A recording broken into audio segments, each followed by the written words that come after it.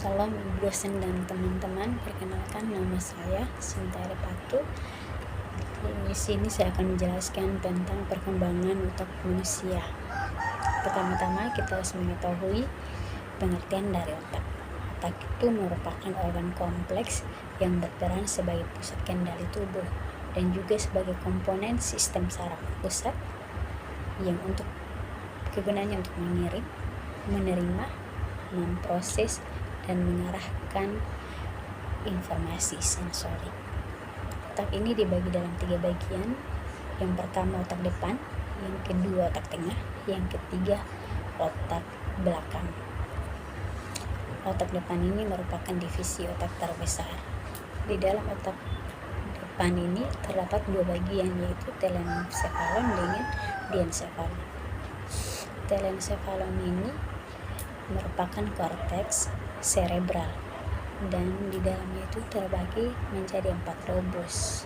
Yang pertama lobus frontal, yang kedua lobus parietal, yang ketiga lobus occipital, dan yang keempat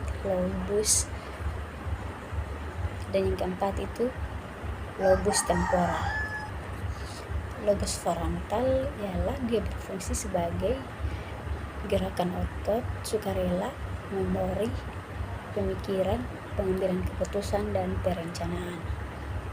Lobus parietal dia bertanggung jawab untuk menerima dan memproses informasi sensori. Terus lobus occipital dia bertanggung jawab untuk menerima dan memproses informasi visual dari retina. Dan lobus yang terakhir ialah lobus temporal. Lobus temporal ini berfungsi untuk mengatur masukan sensorik dan membantu dalam persepsi, pendengaran, pembentukan memori, dan produk bahasa dan bicara. Berikut diencephalon. Diencephalon ini dia berfungsi untuk mengatur beberapa fungsi yang di dalamnya itu fungsi otonom, endokrin, dan motorik.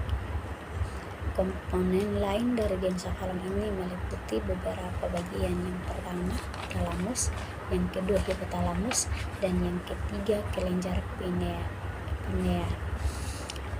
Yang pertama talamus.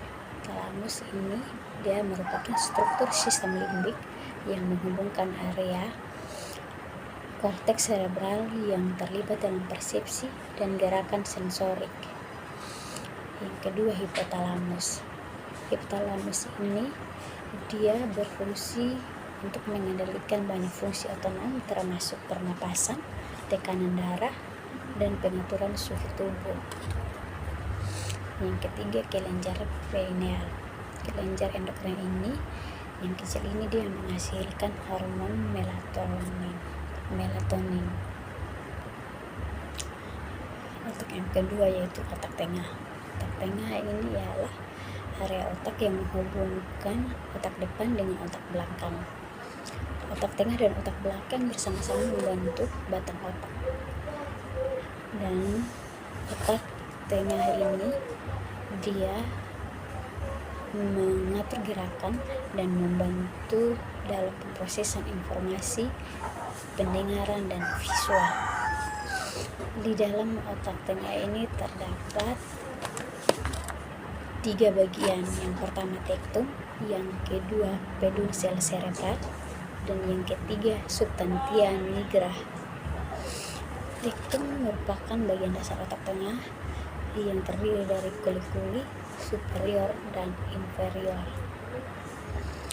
Peduncle cerebral dia juga membantu dalam mengontrol fungsi otonom dan endokrin serta refleks otot.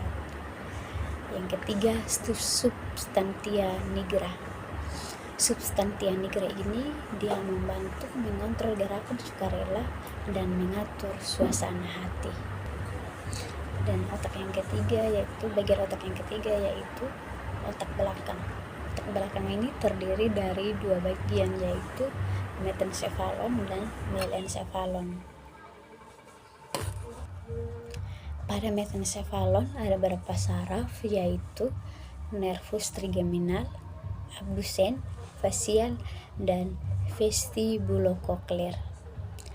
Pada mielencephalon ada beberapa saraf, yaitu glosopharyngeal, vagus, aksesori, dan hipoglosal. Otak belakang juga berfungsi membantu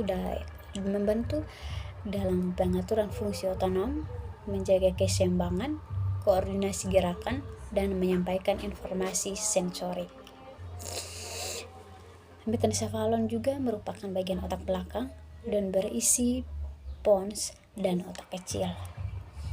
Pons adalah komponen batang otak yang bertindak untuk menghubungkan otak besar dengan medula oblongata dan otak kecil. Dan yang terakhir, mielencephalon. Mielencephalon ini dia menyampaikan sinyal motorik dan sensorik antara sumsum tulang belakang. Mielencephalon juga membantu dalam pengaturan fungsi otonom seperti pernapasan, detak jantung, dan tindakan refleks termasuk menelan dan bersin. Sekian dan